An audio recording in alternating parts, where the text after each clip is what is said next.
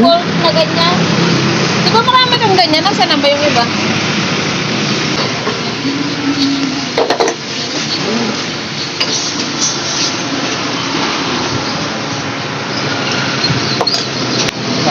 Tayo ah. Ha?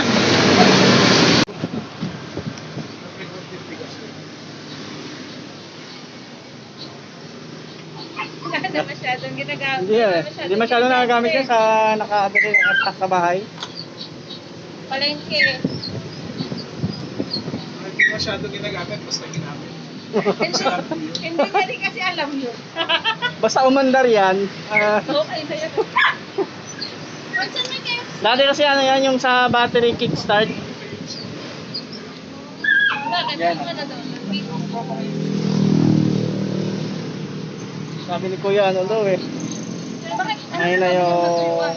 Wala, hindi. Umiitim talaga yan. KFC bako pa, sinubo. Dahil sinusunog niya yung gas eh. Kaya umiitim yung ano, makina natin. Eh, ano gagawin mo? Teher, lalabas ka pa rin ng teher. Ano gagawin doon sa okay? Ay, tanongin natin.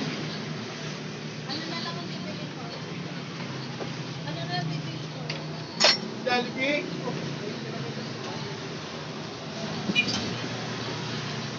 Preso. Ano ba gagawin nun Kuya? Remedyo pag ganyan? Mga nagagaganyan, compression? Loss compression. Malapal lang, pasok pa rin ang mga kaso. Ano? Loss compression. Hindi siya malapal. Kaya pag minit niya ka muna, dapat matigas. Dapat may tigas. Kailangan na talaga yung ano yan. Ano na gagawin dyan? Ako na kasi gumagamit ka eh. Nakakamay ko. Pero may tigas pa naman siya, konti-konti. Dito ko kasi yan pinagawa. Dati yung pinalitan ng ano noon, ginamit noon. May pinalitan sa loob.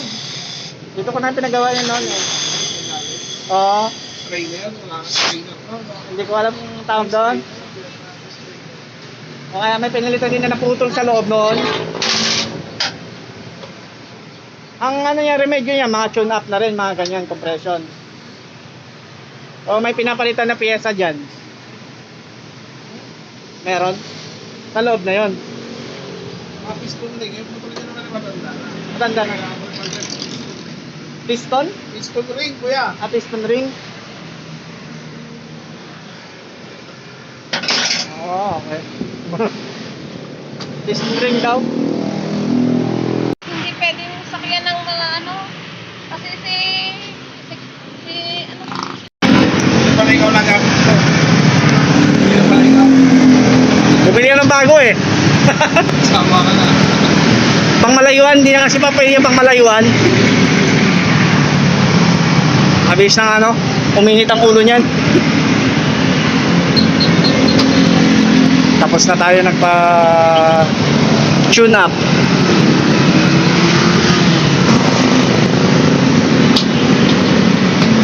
Ayan. Ano kaya nagpa-wiring dyan?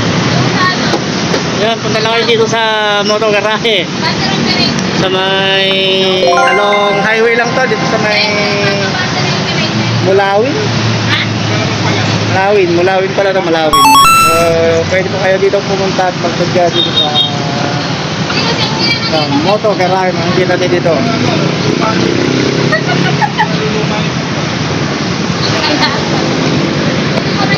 ko kaya sa gamitin paggabi.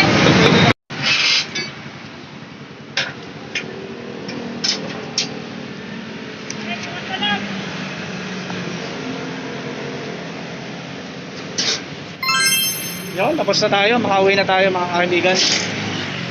Moto garahe.